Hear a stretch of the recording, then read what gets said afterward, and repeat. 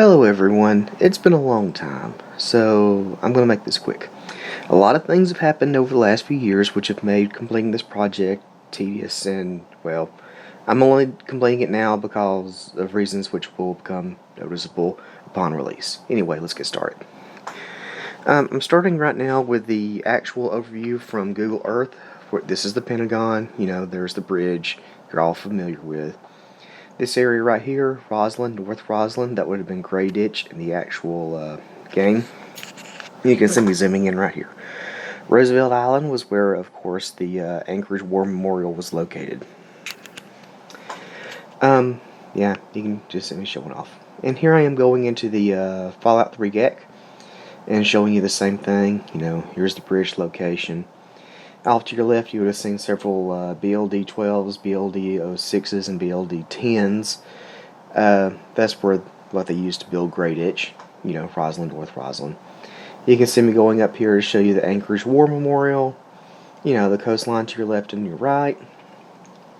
The road actually which would have spliced into the Anchorage War Memorial, which would have represented like the second bridge across the river.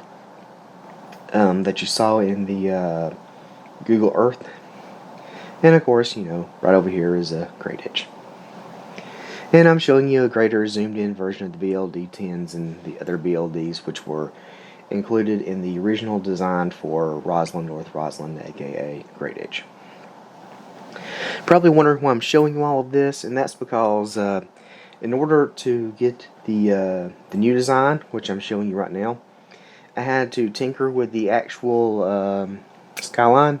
And instead of making BLD-10s, BLD-6s, BLD-12s, and those, I actually just duplicated the original skyline from the real thing.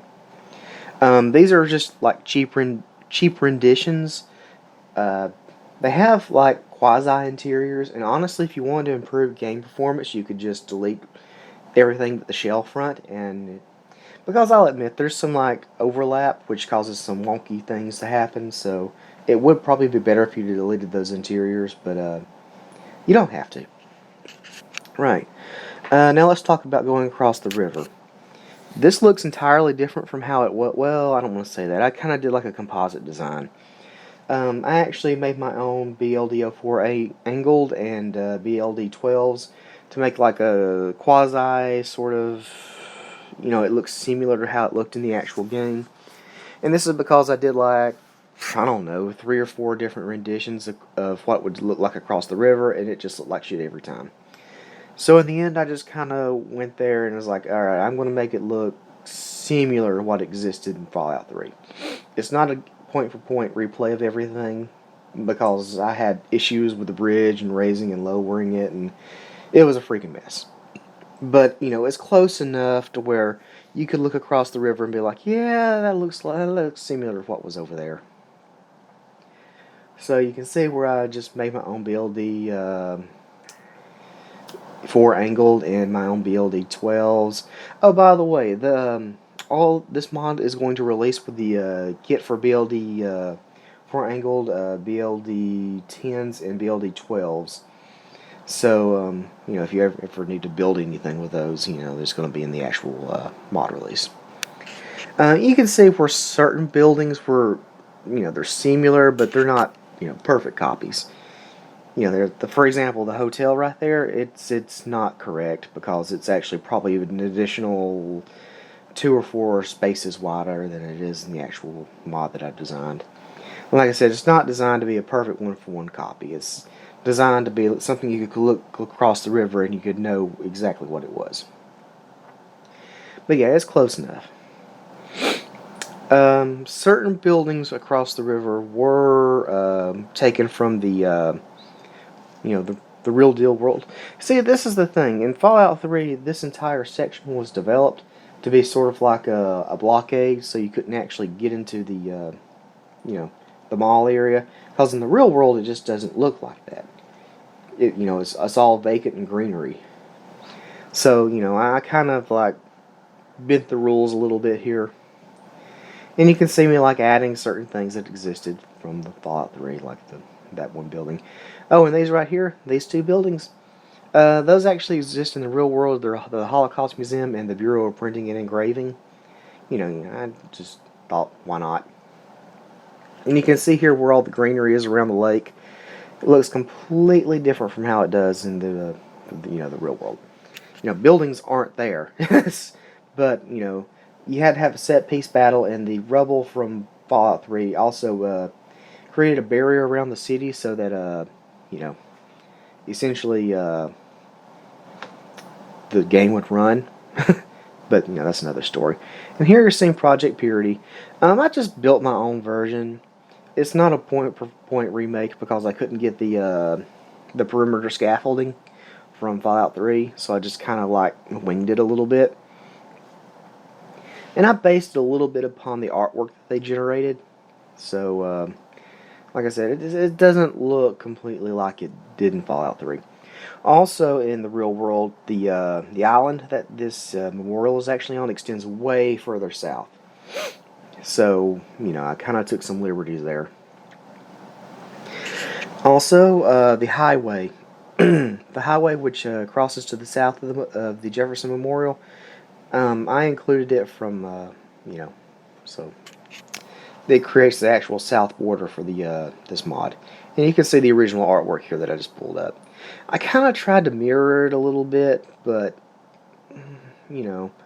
honestly, it looks better in Fallout 3 than it does, in this mod. So I just wanted to mention these little design bits.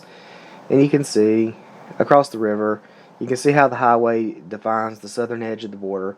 Because remember, you're going to be able to go onto the roof of the actual Pentagon, so I needed something to block the line of sight across the river. Let's see here. Oh, yeah, this area right here.